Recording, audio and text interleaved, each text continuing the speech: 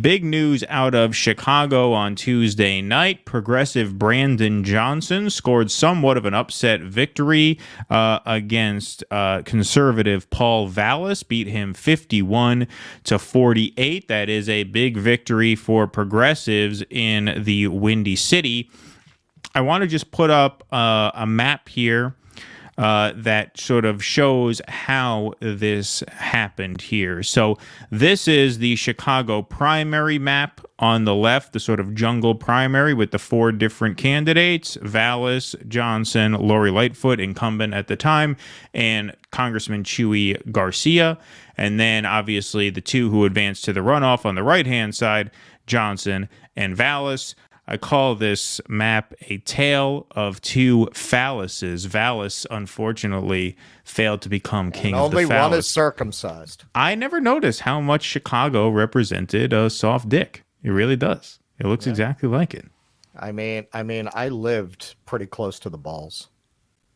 Oh, so you were up in the O'Hare area? No, that doesn't make sense. No, kidding. I was I was closer to the tip. Yeah, I was close. Yeah, you seem like more of a tip guy than a balls guy. Yeah. Well, because I was towards the west, so that's a little more on the balls side. Side, but it's not the balls. It's not the balls, right? It's not up that. That's like the suburbs up there. That's like exactly. The suburbs are the balls of Chicago. Yeah, right. Exactly. This tells it all, how this happened here. And I suspected that this might happen. I suspected that Johnson might win because in the primaries, as you can see here, purple was incumbent Lori Lightfoot.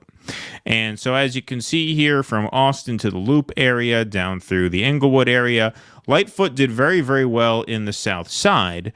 And it seemed pretty predictable to me that Johnson was going to get that Lightfoot vote. I can't imagine too many people voting for Lightfoot in the primary and then turning around and voting for Vallis in the general. And sure enough, that's exactly what happened. In fact, if you look at this map, Brandon Johnson won very few areas in the Democratic primary, or the jungle primary, I should say, since it's like a runoff type situation there. It's a nonpartisan, yeah. Right.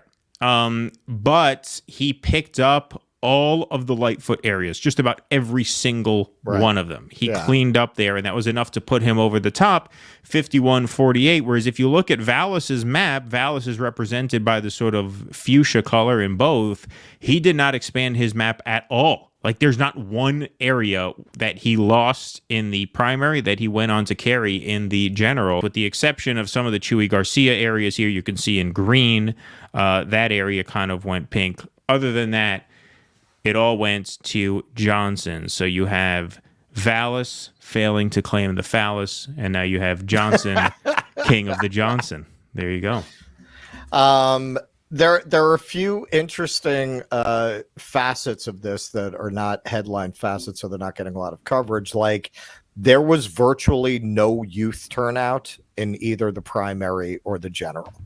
I think it's foolish to project national trends off a particular city, particularly cities that are very much their own entity, like San Francisco or Chicago or New York. Like, they're essentially countries in and of themselves. They're city states with such complex local factors going into their elections that it's hard to project out from that.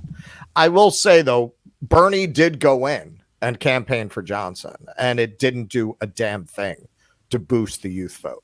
Now, I do feel that does reaffirm some of what a lot of people have been saying, that the way that the Bernie campaigns were treated by the DNC, combined with the total collapse of the squad as a meaningful progressive lever in Congress, why would these kids vote?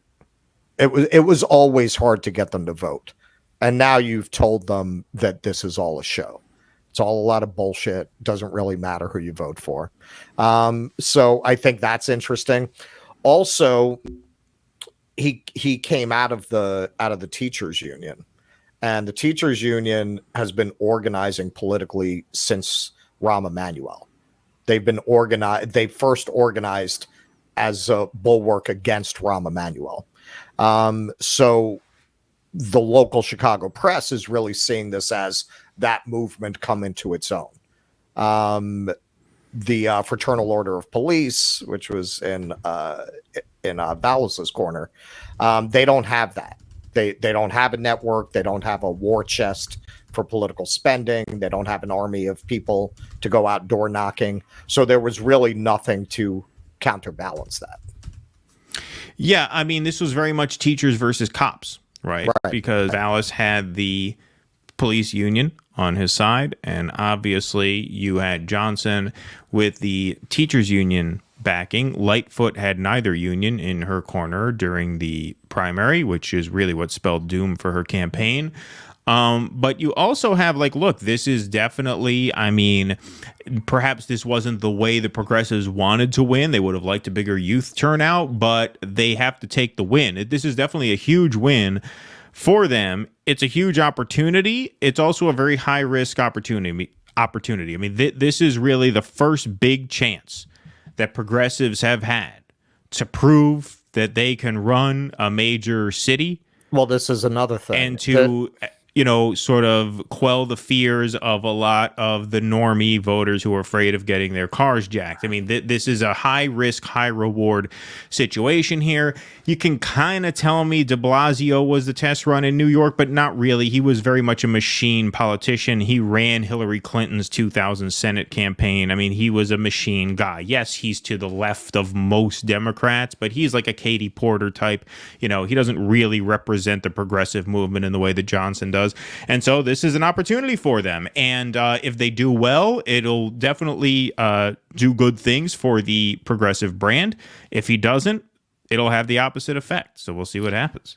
I think it may be a Pyrrhic victory because he's inheriting a budget with triple the shortfall of last year.